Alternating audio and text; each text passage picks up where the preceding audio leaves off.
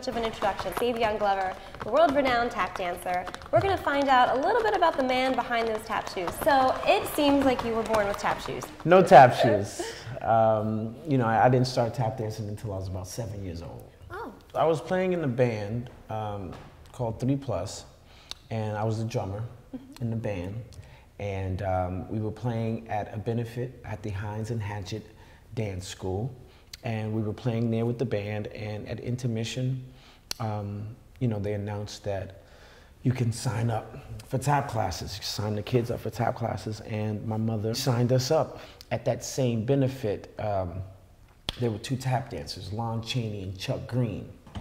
And for some reason, I was just, I guess, amazed at what I witnessed.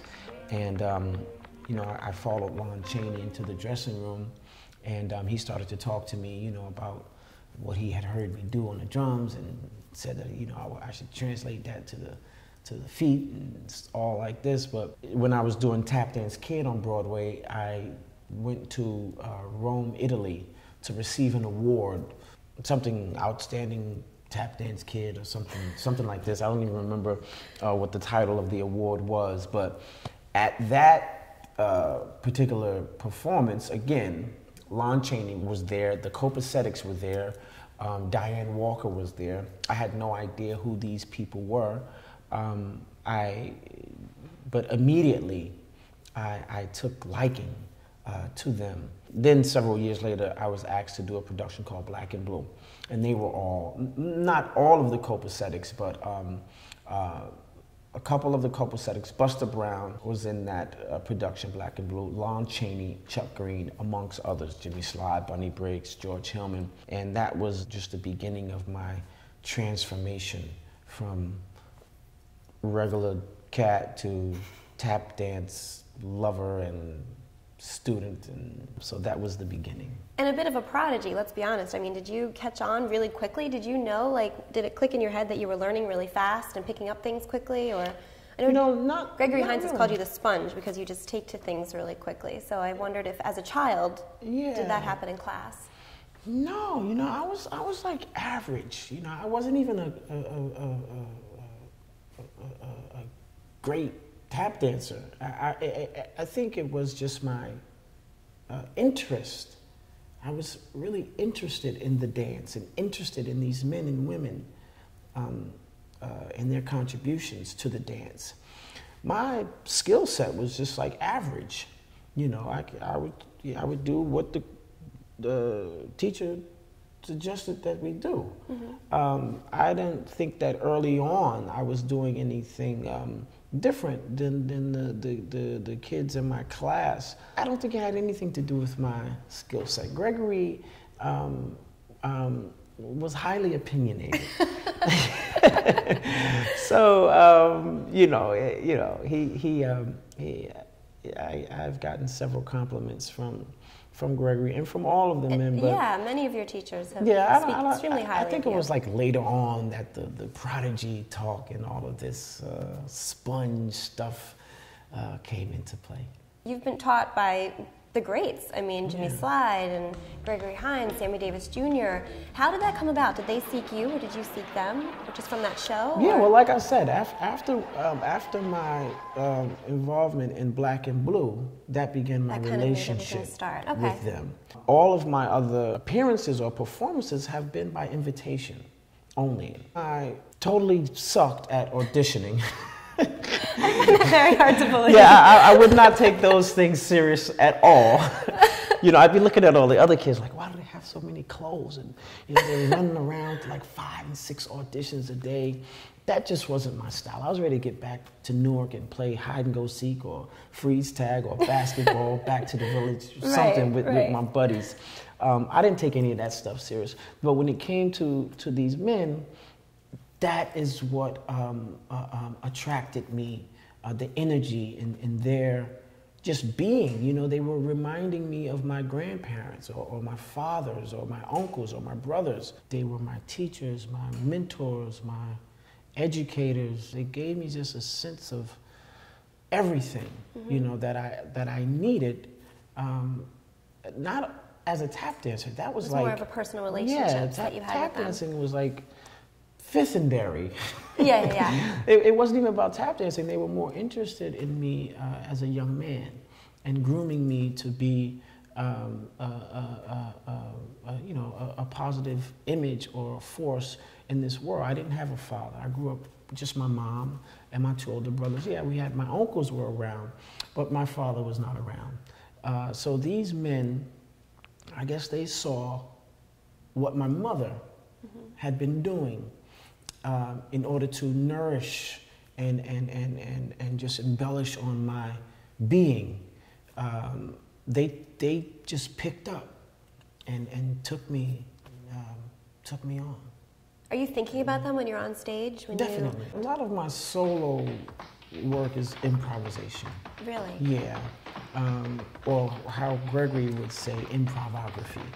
Improvography, Yeah, I like that. improvography, which is, we kind of know the steps, but there's no particular order that we're going to do the steps in, versus choreography, you know what you're going to do and stuff like that. So improvography is like a mixture of improvisation and choreography. So that's what that is. But definitely, I mean, there's not a moment. They are so much a part of my life that is, again, just when I wake up in the morning, just when I talk to people, when I live, when I drive, again, when I put the tap shoes on, that's an addition to my thoughts about them. But they are so much a part of my life that they are in my everyday thoughts. So I used to dance, and I was 7 also when I started, and it wasn't until I went to college, I went to the Catholic University of America in Washington, D.C., and that's when I learned what I know as rhythm tap.